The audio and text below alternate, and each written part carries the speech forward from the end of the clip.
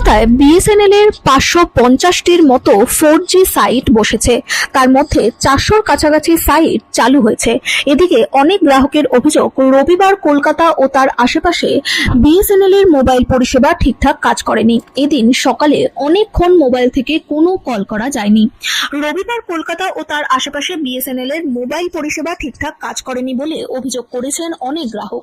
তাদের বক্তব্য, এদিন সকালে অনেকক্ষণ মোবাইল থেকে কোনো কল করা যায়নি, এমনকি মোবাইল ডেটা ব্যবহার করতেও সমস্যা হয়েছে।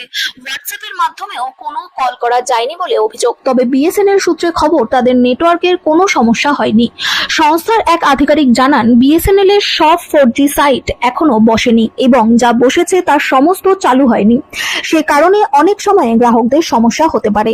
এর সমাধান হিসেবে হ্যান্ডসেটের সেটিংসে গিয়ে preferred network type 3G 2G করে নেওয়ার পরামর্শ দিয়েছেন এক বিশেষজ্ঞ।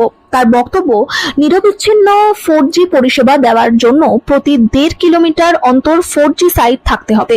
কলকাতা ও তার আশেপাশে এখনো অনেক জায়গাতেই 1.5 কিলোমিটার অন্তর বিএসএনএল এর 4G সাইট নেই।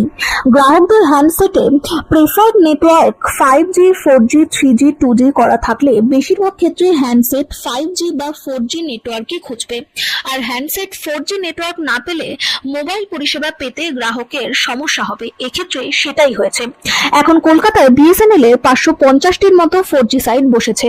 তার মধ্যে 400-র কাছাকাছি সাইট চালু হয়েছে।